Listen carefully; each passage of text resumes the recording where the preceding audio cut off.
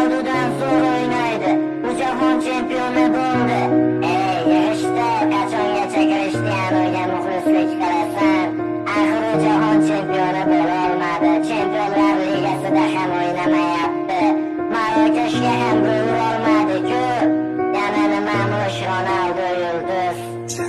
Futbolni ermak uchun o'ynamagan Krishtianu, ko'plab yulduzlaring sindi lekin Ronaldo. Balki sen Messiga muxlisdan olmaysan, boshqasini uni qirol deya atab oldin to'pini sanarsan. Ammo qilgan harakating ketadi bil besamar. Ronaldo bo'lmaganda yulduz bo'larmish Benzema. G'iybatin qilib charchashmadi Portugal o'g'lonini, Messiga fanat deyishar Ronaldo'ning o'g'lini. Har daqiqa har soniyada to'xtamadi, yugurishdan kibrga bo'lmadi do'st, nochorlarga berdi yordam. Ronaldoni yomon deding, kulganing rost ustidan. Unda nega yaxshiliklarini chiqardingiz?